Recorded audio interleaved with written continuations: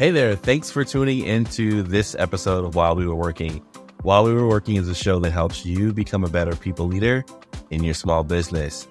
Speaking of small business, we've got some phenomenal guests with us today to unpack the issue of internal versus external hiring. I am Joey Price, founder, CEO of Jumpstart HR.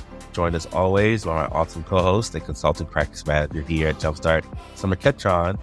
But we've got our friends at Fit Small Business, Heather and Jennifer, who are newsmakers, they're news story writers, and this week we've decided to drill down on a topic that both of us are seeing as a major concern for small business audiences, and that's internal versus external hiring.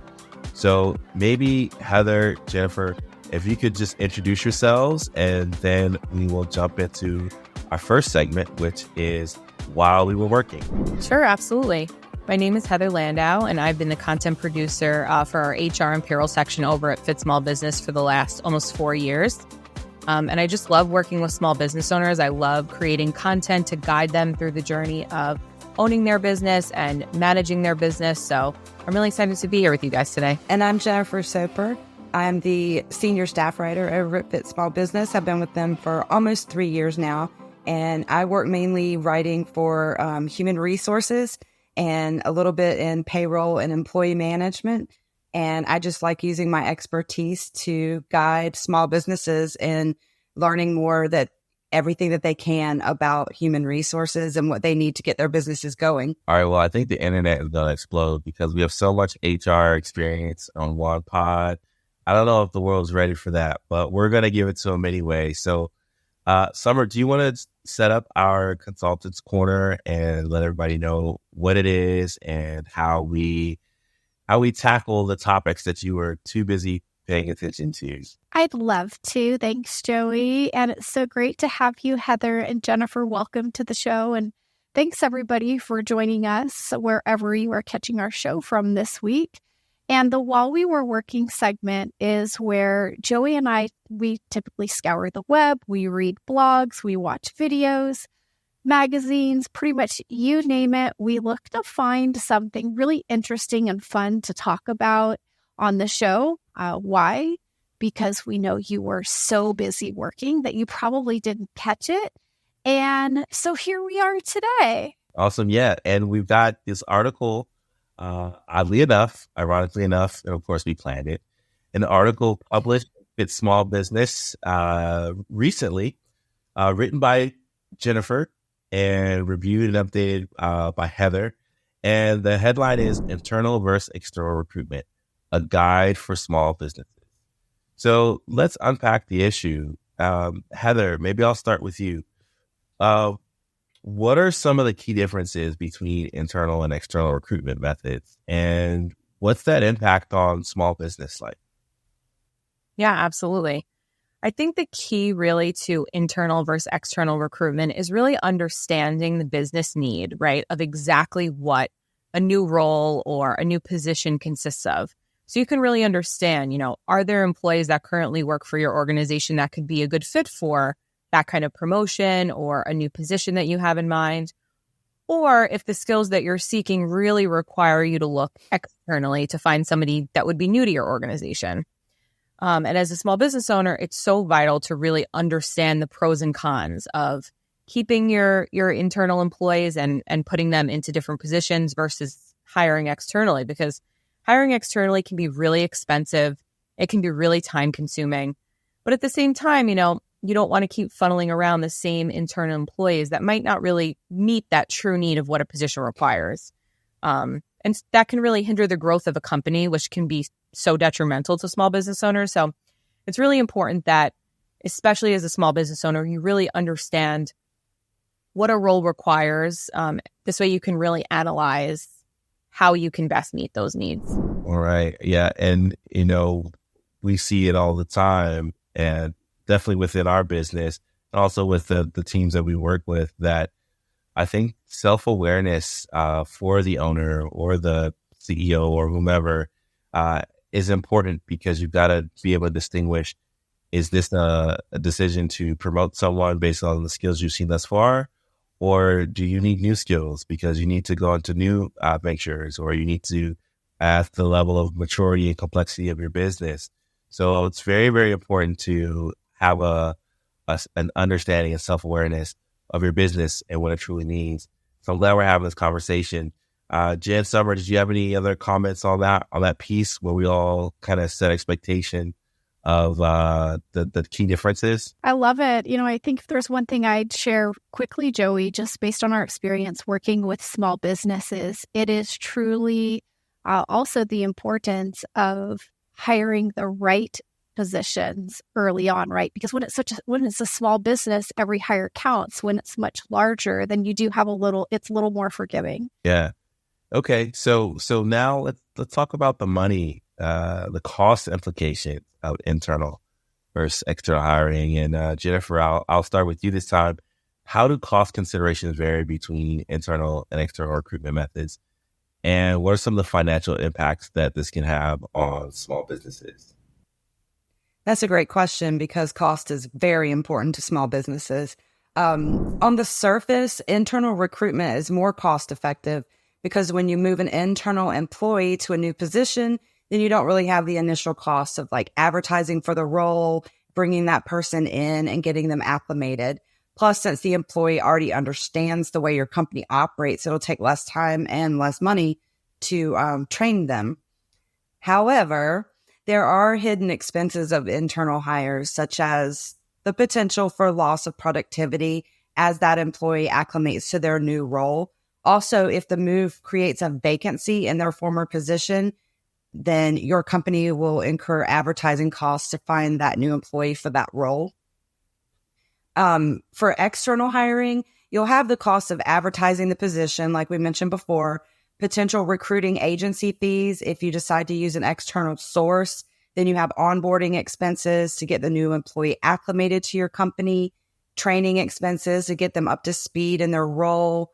And this would be a big cost for small businesses. But for larger companies that consistently advertise positions, then that may not be an added expense. So it's just really going to come down to what you determine is your best need and what kind of funds you have to operate with. Summer, what are your thoughts on the cost implications there? I would agree with everything that Jennifer said because that's what I'm hearing from the organizations that we work with, that, cost is a really big deal. And typically when, they have team members that are within their organization, there is an additional, there's that comfort there of, they're kind of a known team member. So I think, these are all really great considerations for a small business, and they do have to be weighed carefully. Yeah. So, all right, let's jump into our next question then about time efficiency. In terms of time efficiency, how do internal and external recruitment methods compare, especially for businesses who might be working with limited resources? Heather, I'll start with you, and then we can open up the conversation. Yeah, definitely. I think time is really, they say time is money. It's so similar to, when we talk about the cost, it really does, it's really important that you think about the time that's going to be involved with these things. So employees that are recruited internally definitely require less time, less effort to onboard and train because they're already really familiar with your company, with your culture, the day-to-day operation. So of course, it will take some time for them to warm up to new responsibilities, understand what's expected of them in a new role or a new position, but they really already have that first step of knowledge of your company. They know the culture, they know how things work. And so it does take less time. But when you're considering that versus external, it's definitely a time save since employees that are recruited externally, they have to learn not only the specific role, but also your expectations as an organization, how things work day to day. So it's definitely a bit of a faster process to internally hire someone. And time is so important to small business owners, same as budget. So it is really important to consider the time save. It can sometimes be a benefit to hire somebody internally because of the time save. But I think it's really important that business owners consider, the time involved as a benefit that you will definitely save time by hiring somebody internally. But is that person really the best fit despite that time save? So definitely quicker to just take someone in your company that's already with you guys, move them to a new role. Definitely less time to warm up. But is that really the best fit is definitely something that should be considered. Yeah. I think a big piece of that, you may be saving time in the long run or saving time in the short run by having someone who's internal. But are you attempting to solve a long-term solution with a short-term fix? Might be something to consider as well.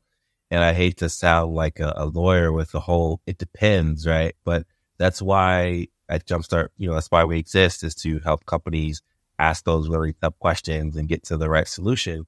Because if you're bringing someone over internally and you're leaving a gap somewhere else, maybe they were customer facing and then now they're in management, but their customers really enjoyed working with them. And so you got to backfill with someone who may be a little bit different from a customer service standpoint. And it may just make sense to hire externally, because the chemistry that your small business team members have with various folks that you interact with is so strong that it's not worth disrupting. So I know that adds another layer into it, but it's a tough challenge that you have to think about the complexity. I agree with you. When you have an external hire, sometimes the skills that they bring in can provide a better environment, because if you have an internal hire that comes over that just wasn't quite ready, then you have all the time and efficiency wasted in trying to get that person up to speed when they might not be the right fit. So hiring someone external might actually end up saving you money in the long run and time. Yeah. I love that you mentioned the time save up front, because though you do definitely save time up front hiring internally, what is the impact of that later down the road? If you did move over an employee that maybe doesn't have the right skill set for that role, is it going to take them longer to accomplish day-to-day tasks? Is it going to take them longer to even learn their responsibilities required? So I love that you mentioned that. The upfront time saving is definitely something to think about, but is it going to cost you, longer time in the end? Yes. And the one thing I'll add to this, Joey, you may recall probably a couple of weeks ago now, we actually did an episode on pitfalls of premature promotion. And so if you're listening and you're thinking, gosh, I'd love to learn more about this and things to watch out for, catch that episode. We've got a lot of great tips there. For sure. Okay, let's jump to the next question. It's about employee morale and retention. And like Summer said, we've got this growing catalog, growing library of episodes where we tackle the tough topics and the trending topics. So be sure to check it out, whether you subscribe on YouTube or you check out our podcast feed. You definitely don't want to miss all the content that we're adding to the conversation that helps you be a better leader of your team. And the question that I'll ask, and I believe, Jen, we're going to start with you on this one. How can the choice between internal and external recruitment affect employee morale and retention rates in small businesses? Because I'd imagine this is a big thing to think about. Yeah. So when you promote from within, it actually shows you that you value your employees and their growth in your company. And it can inspire your existing employees to strive for career development on their own and in their own roles. And it's especially true for small businesses, because when employees see their peers being promoted or moving up the ladder, it creates a sense of motivation and loyalty within them. And it can also build a strong company culture where your employees are feeling valued and recognized for their hard work. Alternatively, though, hiring someone outside of your current employee pool can actually bring in fresh perspectives, new skill sets, diversity to your workforce, which can lead to long-term benefits, because external candidates bring with them an invaluable industry knowledge and best practices that can enhance the overall performance and innovation from every employee in your entire company, both new and existing. There are some downsides a little. Promoting from within could actually spark some resentment for someone that maybe got overlooked for that promotion. But if you handle each person individually and explain to them where they can possibly improve so that they can move up the ladder, that will help ease some of that, disheartenment. Yeah. No, that's great. And I love the feedback piece that you said at the end there of, if somebody didn't quite make it as an internal hire, let them know what it would take next go around, or with the other opportunities in the organization, how can they grow? Heather, I'll have this last question in this segment. I want to leave with you about skill sets and diversity. So how do internal and external candidate recruiting strategies affect diversity of skill sets within a small business? And then what should small business owners consider in this context? Whether you are elevating someone within your organization or bringing in new skills and skill sets and new diversity. Yeah, absolutely. I think some of the points we've already touched on is really understanding what skills you're looking for and how you can really meet that need. So when I think of like a traditional small business, maybe like a pizza shop, I think there are so often employees that, really stand out from the crowd. They really go above and beyond. Maybe it's that they show up to work early, they're proactive, they really go above and beyond. And those are all traits of a leader and signs that an employee can be trusted with greater responsibility. Absolutely. However, it doesn't always mean that they have the skill set required for a specific new role that you have in mind. And it's really important to consider the role specifically when you're thinking about comparing internal versus external. So, that rock star cashier, are you thinking about promoting them up to a store manager role? Or are you thinking of creating maybe a marketing manager role that can help get your business name out there and bring in new customers? That's really a role that would require a much more specific and probably strategic skill in marketing itself, in addition to all those great employee traits. So those are kind of really the things that I think a small business owner really needs to think about. Just because an employee is a really great employee, they're a great person, they're really high performing, do their skills really meet the skill set that you need for this position to succeed and really help your business thrive? And I think that will really help, when determining, does somebody internally have the skill set already? And if not, then it's probably time to look externally in order to gain that. Summer, what are your thoughts on that piece? I love these conversations. I especially love we have conversations when I'm like, yes, I agree with everything that's being shared, because, we've talked about, there are so many conversations and, thought and considerations and planning that go into hiring decisions as a whole. And I think we've brought to light a lot of the things that we should be thinking about carefully, because we all know that even just one wrong decision of the many things that we've discussed can ultimately result in a non-desirable outcome. So I think there's a lot of great content, a lot of great nuggets that we've talked about today. And I'm sure our listeners will find them very, very valuable. Couldn't agree more. So we'll go ahead and pivot into our Consultants Corner, because it wouldn't be a Jumpstart show without something practical and some how-tos to get you where you need to be. And if this podcast isn't enough and you actually need some dedicated support, you can reach out to us at jumpstart-hr.com. We do offer a free 15-minute initial consultation to learn more about your business. And we offer a few things on our website that you can point, click, and buy, such as prepaid time to connect with our team members. So we have that in 10-hour increments, as well as ongoing subscriptions. If you know that you need dedicated HR support and you're ready to get started, reach out and learn more at jumpstart-hr.com. And of course, Fit Small Business for guides, blogs, all the things you need to know across HR and outside of it.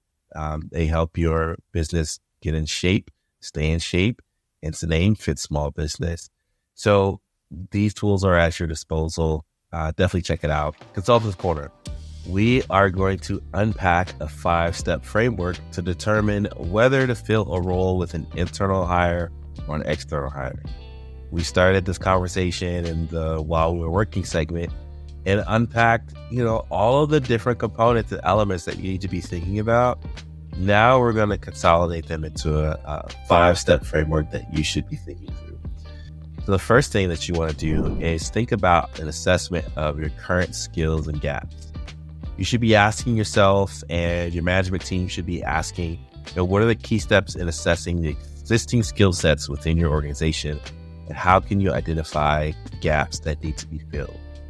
So I'll just go ahead and share, when we think about what are the gaps in our business, do we have those skills internally? Are they skills that could be, that are identifiable, but maybe need to be verified?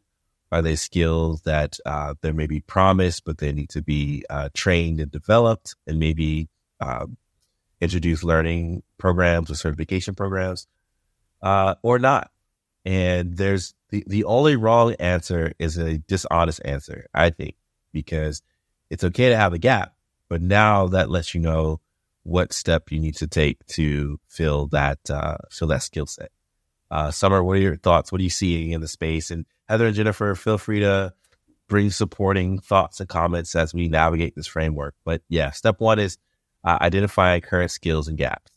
Summer, what do you think? Yes, I'd say that one of the ways that organizations can do that is through having a feedback or performance review process, because you do start to be able to assess skills and gaps and provide some real feedback to try to develop those areas. And those are, I'd say, kind of the two key things that I typically work with small businesses on when it comes to, assessing their current skills and gaps. But Heather and Jennifer, we'd love to hear from you as well. Yeah, I think those were great. You can also conduct skills audits.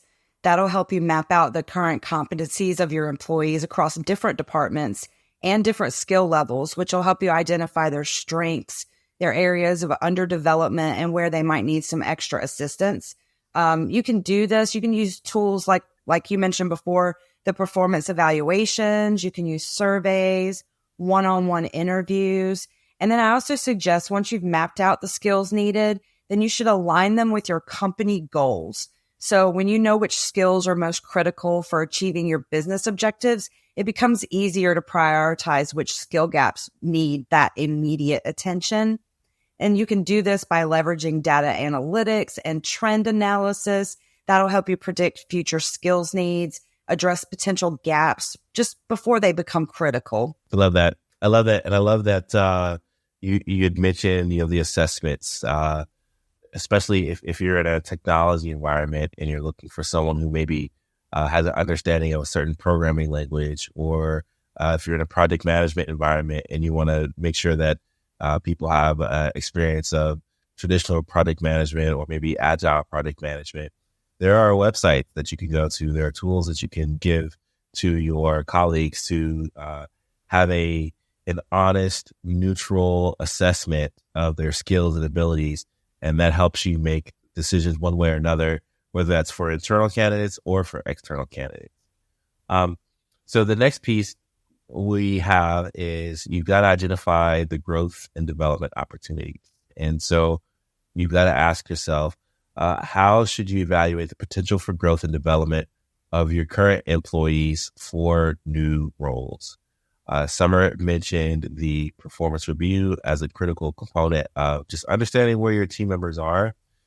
It's also a critical important component for understanding where you would like them to go or where they would see themselves going, and making sure that you're doing right by the process to identify not only, hey, you scored we've blown up numbers. That's another podcast episode, but I was going to say you scored a 3, here's how to get a 5, right? But you scored a, meets expectations.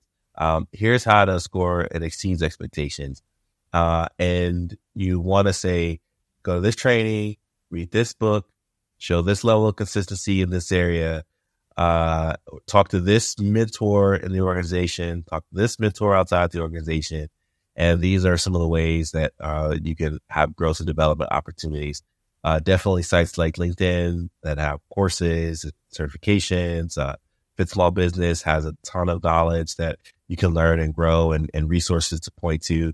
But it's super important that you start with the base of understanding skills and gaps, and then you look at, for your internal candidates, how can you invest in their growth and development, which will also increase and enhance your ability to retain a newly leveled up workforce as well. I'll leave that open to the conversation, open for us to have more conversation on. So Heather, Summer, Jennifer, any thoughts on how teams should think about their growth and development opportunities? Yeah, I think especially as a small business owner, that communication is so important.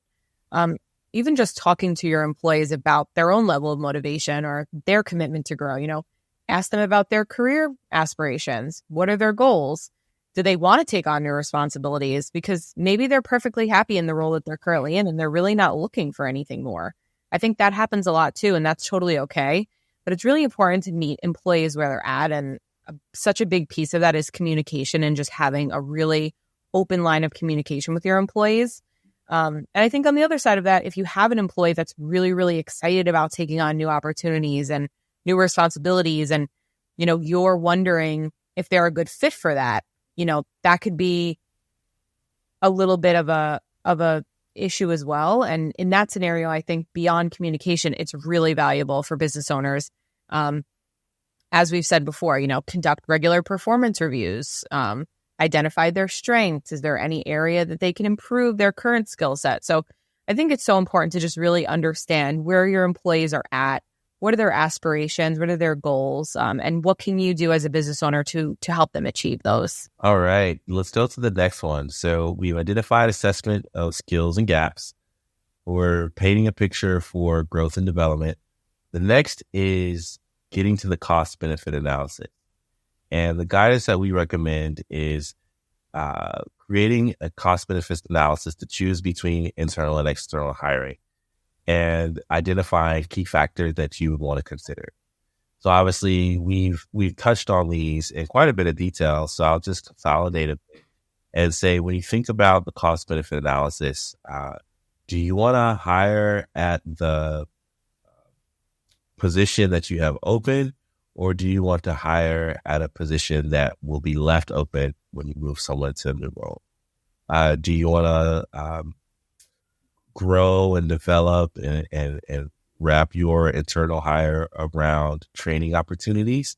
Or do you want to hire from the outside market and have certain expectations for their skills and abilities?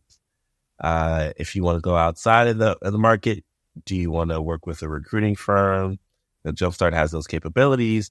If you want to work with a staffing agency or a placement agency, you've got to think about the costs that go into this role. But those are some. I know I left some behind, but Jen, Heather, Summer, what are some other cost benefit analysis factors to think about? So one of the first things you need to think about is compensation.